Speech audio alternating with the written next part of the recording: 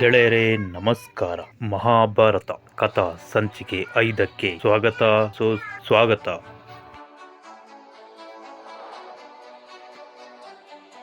ಹಸ್ತಿನಾಪುರದ ಅರಮನೆಯಿಂದ ಸವಾಲಿನ ಮಾತುಗಳನ್ನಾಡಿ ಭೀಷ್ಮನ ವಿರುದ್ಧ ಪ್ರತೀಕಾರ ತೀರಿಸಿಕೊಳ್ಳಲು ಹೊರ ನಡೆದ ಅಂಬ ತನ್ನ ಸಹೋದರಿಯರಾದ ಅಂಬಿಕಾ ಮತ್ತು ಅಂಬಾಳಿಕೆಯನ್ನು ಅರಮನೆಯಲ್ಲಿಯೇ ಬಿಟ್ಟು ಮುನ್ನಡೆಯುತ್ತಾಳೆ. ಸ್ವಯಂವರದಲ್ಲಿ ಕಾಶಿರಾಜನ 3 ಪುತ್ರಿಯರನ್ನು ಗೆದ್ದು ಬಂದಿದ್ದ ಭೀಷ್ಮನು ಮೂವರನ್ನು ಅರಮನೆಗೆ ಕರೆತಂದಿದ್ದ. ಹಸ್ತಿನಾಪುರದ ಯುವ ರಾಜ ವಿಚಿತ್ರವೀರ್ಯನಿಗೆ ಮದುವೆ ಮಾಡಿಸುವ ಸಲುವಾಗಿ. ಯುವ ರಾಜನಿಗೆ ವಿವಾಹವಾಗಬೇಕಾದರೆ ರಾಜ್ಯದ ಪಟ್ಟಾಭಿಷೇಕಕ್ಕೆ ತಯಾರಾಗುತ್ತಿದೆ ರಾಜ್ಯ.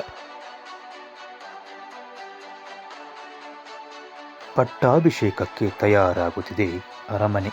ಸೇವಕರು, ದಾಸಿಯರು, ಮಹಾಮಂತ್ರಿ ಹೀಗೆ ಎಲ್ಲರೂ ತಯಾರಿಯ ಭರದಲ್ಲಿದ್ದಾರೆ. ಬಹು ವರ್ಷಗಳ ನಂತರ ಅರಮನೆಯಲ್ಲಿ ಶುಭ ವಾತಾವರಣ ಮನೆ ಮಾಡಿದೆ. ರಾಜ್ಯದ ಜನರು ನಿರೀಕ್ಷೆಯಲ್ಲಿದ್ದಾರೆ. ಅರಮನೆಯ ಸಭಾಂಗಣದಲ್ಲಿ ಯುವರಾಜನ ಪಟ್ಟಾಭಿಷೇಕಕ್ಕೆ ತಯಾರಾದ ಪೀಠಿಕೆಯಲ್ಲಿ ಯುವರಾಜನನ್ನು ಕುಳ್ಳಿರಿಸಲಾಗಿದೆ. ಅರಮನೆಯ ಪುರೋಹಿತರು ಸಕಲ ವಿಧಿವಿಧಾನಗಳನ್ನು ಮಾಡುತ್ತಿದ್ದಾರೆ. ಅರಮನೆಯಲ್ಲಿ ನೆಲೆದಿರುವ ಎಲ್ಲರ ಚಿತ್ತ ರಾಜಕುಮಾರನ ಕಡೆಗೆ. ರಾಜಮಾತೆ ಸತ್ಯವತಿಯು ಸಂತೋಷದಿಂದ ಕಾರ್ಯಕ್ರಮದಲ್ಲಿ ಪಾಲ್ಗೊಂಡಿದ್ದಾಳೆ. ರಾಜಕುಮಾರ ವಿಚಿತ್ರವೀರ್ಯ ಕುಳಿತಿರುವ ಪೀಠಿಕೆಯಲ್ಲಿ ಆತನ ಶರೀರ ವಾಲಿದಂತಾಗುತ್ತದೆ. ಕಣ್ಣು ಮಂಜಾಗಲು ಪ್ರಾರಂಭವಾಗುತ್ತಿದೆ. ಕಿರೀಟಧಾರಣೆಗೆ ಭೀಷ್ಮರ ಬಳಿ ಬಂದು ಕಿರೀಟ ಧರಿಸಿದ ನಂತರ ಮೆಟ್ಟಿಲುಗಳನ್ನೇರಿ ಸಿಂಹಾಸನದಲ್ಲಿ ಕುಳಿತುಕೊಳ್ಳುವುದೇ ವಿಚಿತ್ರವೀರ್ಯನ ಗುರಿ. ಅಲ್ಲಿಗೆ ಪಟ್ಟಾಭಿಷೇಕದ ಎಲ್ಲ ವಿಧಾನಗಳು ಮುಗಿದಂತಾಗುತ್ತದೆ. ಆದರೆ ಕಿರೀಟ ಧರಿಸಿಕೊಳ್ಳಲು ಭೀಷ್ಮನ ಬಳಿಗೆ ನಡೆದುಕೊಂಡು ಹೋಗಲು ವಿಚಿತ್ರವೀರ್ಯನ ಕಾಲಿನಲ್ಲಿ ಶಕ್ತಿ ಇಲ್ಲದಂತಾಗಿದೆ. ತನ್ನ ದೃಷ್ಟಿಯಲ್ಲಿ ಸುತ್ತಲಿನ ಜನ, ತನ್ನ ಪತ್ನಿಯರು, ಭೀಷ್ಮ ಹೀಗೆ ಎಲ್ಲವೂ ದೂರ ಸರಿದಂತೆ ಭಾಸವಾಗುತ್ತಿದೆ. ಕಣ್ಣು ಪೂರ್ತಿಯಾಗಿ ಮಂಜಾಗಿದೆ. ಮೆಟ್ಟಿಲುಗಳನ್ನು ಹತ್ತಲು ಕಾಲುಗಳು ಪೂರ್ತಿಯಾಗಿ ಸ್ವಾಧೀನ ಕಳೆದುಕೊಂಡು ವಿಚಿತ್ರವೀರ್ಯ ನೆಲಕ್ಕೆ ಉರುಳಿ ಬೀಳುತ್ತಾನೆ. ಸಭೆ ಹಾಗೂ ಮಂತ್ರಿಮಂಡಲ ಸೇರಿದಂತೆ ಎಲ್ಲರೂ ಏನಾಯಿತೆಂದು ಗಾಬರಿಯಿಂದ ಎದ್ದು ನಿಲ್ಲುತ್ತಾರೆ. ತಕ್ಷಣ ವಿಚಿತ್ರವೀರ್ಯನ ಬಳಿ ಬಂದ ಅಂಬಾಳಿಕೆ ಹಾಗೂ ಅಂಬಿಕಾ ಯುವ ರಾಜನನ್ನು ಮೇಲೆತ್ತಲು ಪ್ರಯತ್ನಿಸುತ್ತಿದ್ದಾರೆ. ವಿಚಿತ್ರವೀರ್ಯ ಬಾಯಲ್ಲಿ ರಕ್ತ ಕಕ್ಕುತ್ತಿದ್ದಾನೆ. ವಿಚಿತ್ರವೀರ್ಯನ ಶರೀರವು ಬಲ ಕಳೆದುಕೊಂಡು ಪೂರ್ತಿಯಾಗಿ ಶಿಥಿಲವಾದಂತಿದೆ. ಪ್ರಾಣ ಪಕ್ಷಿ ಹಾರಿಹೋಗಿದೆ. ಭೀಷ್ಮನ ಕೈಯಿಂದ ಹಸ್ತಿನಾಪುರದ ಕಿರೀಟ ಕೈ ಜಾರಿ ಕೆಳಗೆ ಬೀಳುತ್ತಿದೆ. ಅರಮನೆಯಲ್ಲಿ ಶೋಕ ಆವರಿಸಿದೆ. ಮುಂದೇನು ಎಂಬ ಪ್ರಶ್ನೆ ಎಲ್ಲರಲ್ಲಿ ಗಾಢವಾಗಿ ಮೂಡಿದೆ.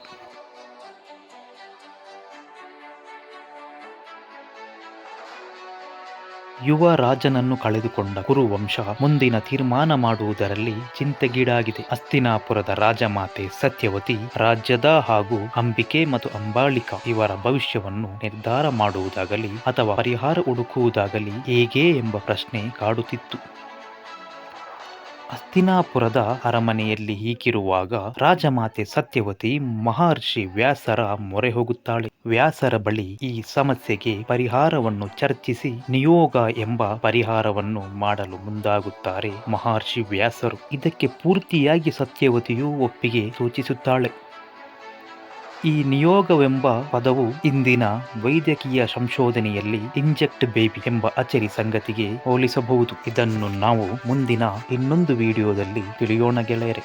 ಆದರೆ ಇದು ಯಾವುದರ ಅರಿವೇ ಇಲ್ಲದ ಅಂಬಾಲಿಕಾ ಹಾಗೂ ಅಂಬಿಕೆ ರಾಜಮಾತೆಯ ತೀರ್ಮಾನವನ್ನು ಒಪ್ಪಿಕೊಳ್ಳದೆ ತಿರಸ್ಕರಿಸುತ್ತಾರಾದರೂ ಸತ್ಯವತಿಯ ಭವಿಷ್ಯದ ಮಾತುಗಳು ಒಪ್ಪಿಕೊಳ್ಳುವಂತೆ ಮಾಡುತ್ತದೆ. ಅದರಂತೆ ಮಹರ್ಷಿ ವ್ಯಾಸರು ಅರಮನೆಗೆ ಆಗಮಿಸುತ್ತಾರೆ. ಅರಮನೆಯಲ್ಲಿ ಅಂಬಿಕಾ ಮತ್ತು ಅಂಬಾಲಿಕೆ ಇವರಿಬ್ಬರಿಗೂ ನಡೆದಿದೆ ನಿಯೋಗದ ಆದರೆ ಇಬ್ಬರು ರಾಜಕುಮಾರಿಯರೊಂದಿಗೆ ಅರಮನೆ ದಾಸಿಯಾದ ಪರಶಮಿಗೂ ಕೂಡ ವ್ಯಾಸರ ಋಷಿಪ್ರಸಾದವಾಗಿದೆ. ಈ ಕಾರಣದಿಂದ ಮೂವರು ಗರ್ಭಿಣಿಯರಾಗಿದ್ದಾರೆ.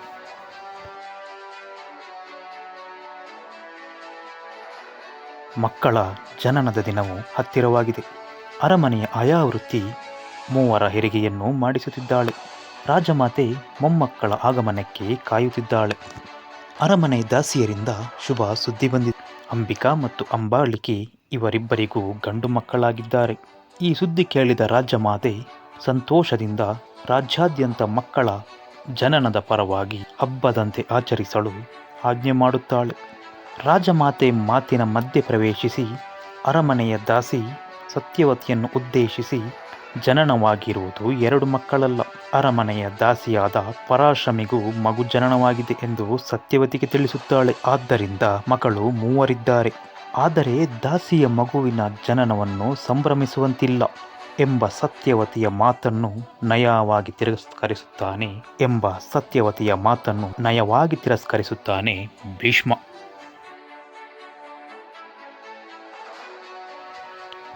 ಮಕ್ಕಳ ನಾಮಕರಣ ಕಾರ್ಯಕ್ರಮ ಏರ್ಪಾಡಾಗಿದೆ. ಕಾರ್ಯಕ್ರಮದಲ್ಲಿ 2 ಮಕ್ಕಳಿಗೂ ನಾಮಕರಣ ಮಾಡಿಯಾಗಿದೆ. ಆದರೆ ದಾಸಿಯ ಪುತ್ರನಿಗೆ ನಾಮಕರಣ ಮಾಡಲು ಒಪ್ಪುತ್ತಿಲ್ಲ ರಾಜಮಾತೆ ಸತ್ಯವತಿ. ಆದರೆ ಪಟ್ಟು ಬಿಡದೆ ದಾಸಿ ಪುತ್ರನಿಗೂ ನಾಮಕರಣವಾಗಬೇಕೆಂದು ಹೇಳುತ್ತಿದ್ದಾನೆ ಭೀಷ್ಮ. ಅಂಬಾಲಿಕೆಗೆ ಜನನವಾದ ಮಗು ದುರಾದೃಷ್ಟವನ್ನು ಕರೆದುಕೊಂಡು ಬಂದಂತೆ ಇದೆ. ಆದರೆ ರಾಜ್ಯದ ಸುಸ್ಥಿತಿ ನಿಂತು ಹೋಗಿತ್ತು. ಎಲ್ಲವೂ ಮತ್ತೆ ಪುನರಾರಂಭವಾದಂತೆ ಆಗಿದೆ. ಆದ್ದರಿಂದ ಆ ಮಗುವಿಗೆ ಧೃತರಾಷ್ಟ್ರ ಎಂದು ಹೆಸರಿಡಲಾಗಿದೆ.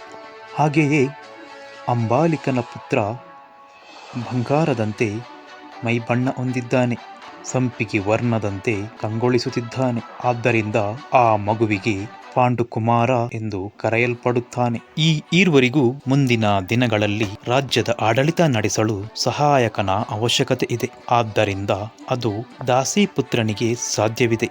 ಮತ್ತು ಆ ದಾಸಿಪುತ್ರ ಅತಿ ವಿದ್ಯಾವಂತನೂ ಬುದ್ಧಿವಂತನೂ ಆಗುತ್ತಾನೆ. ಆದ್ದರಿಂದ ಈತನಿಗೆ ವಿದುರ ಎಂದು ಹೆಸರಿಡಿ ಎಂದು ಹೇಳುತ್ತಾರೆ ಅರಮನೆಯ ಪುರೋಹಿತರು. ದಾಸಿಪುತ್ರನ ನಾಮಕರಣವನ್ನು ಮನಸ್ಸಿಲ್ಲದ ಮನಸ್ಸಿನಲ್ಲಿ ಒಪ್ಪಿಕೊಳ್ಳುತ್ತಾಳೆ ರಾಜಮಾತೆ ಸತ್ಯವತಿ. ಕಾರ್ಯಕ್ರಮವನ್ನು ಮುಗಿಸಿಕೊಟ್ಟು ನಾಮಧಾರಣೆ ಮಾಡಿದ ಅರಮನೆಯ ಪುರೋಹಿತರಿಗೆ ರಾಜಮಾತೆ ಸತ್ಯವತಿ ಹಸ್ತಿನಾಪುರದ 3 ಗ್ರಾಮಗಳನ್ನು ಹಾಗೂ 100 ಆಕಳುಗಳನ್ನು ದಾನವಾಗಿ ನೀಡಲು ಆಜ್ಞೆ ಮಾಡುತ್ತಾಳೆ ಮಹಾಮಂತ್ರಿಗಳಿಗೆ. ಇದೆಲ್ಲದರ ಮಧ್ಯೆ ಅಂಬಿಕೆ ಯಾವುದೇ ಸಮಾಧಾನವಿಲ್ಲದೆ, ನನ್ನ ಮಗು ಅಂಗಹೀನ, ದುರಾದೃಷ್ಟವಾಗಿದೆ, ಅವನ ಭವಿಷ್ಯ ಹೇಗೆ ಎಂಬ ಪ್ರಶ್ನೆಗೆ ಭೀಷ್ಮ ಸ್ವತಃ ನಾನೇ ಆ ಮಗುವಿಗೆ ಸಕಾಲ ವಿದ್ಯಾಭ್ಯಾಸ ನೀಡಿ ಪ್ರಪಂಚವೇ ಅಚ್ಚರಿ ಪಡುವಂತಹ ಯೋಧನನ್ನಾಗಿ ಮಾಡುತ್ತೇನೆ ಹಾಗೂ ಹಸ್ತಿನಾಪುರದ ಮುಖ್ಯ ಆಧಾರ ಸ್ತಂಭವನ್ನಾಗಿ ಮಾಡಿ ಮಹಾಪರಾಕ್ರಮಿಯನ್ನಾಗಿ ಮಾಡುವೆ ಎಂಬ ಮಾತನ್ನು ನೀಡುತ್ತಾನೆ ಅಂಬಿಕೆಗೆ ಹಾಗೂ ಆಕೆಯನ್ನು ಸಮಾಧಾನ ಪಡಿಸುತ್ತಾನೆ ಕೂಡ. ಗೆಳೆಯರೇ, ಉಳಿದ ಕಥಾಭಾಗವನ್ನು ಮುಂದಿನ ಸಂಚಿಕೆಯಲ್ಲಿ ತಿಳಿದುಕೊಳ್ಳುವ ಎನ್ನುತ್ತಾ ನಮ್ಮ ಚಾನೆಲ್ ಅನ್ನು ಸಬ್ಸ್ಕ್ರೈಬ್ ಮಾಡಿ ಹಾಗೂ ಬೆಲ್ ಐಕಾನ್ ಅನ್ನು ಪ್ರೆಸ್ ಮಾಡಿ ವಿಡಿಯೋವನ್ನು ಲೈಕ್ ಮಾಡಲು ಮರೆಯದಿರಿ ಎನ್ನುತ್ತಾ ಮನದುಂಬಿದ ವಂದನೆಗಳು.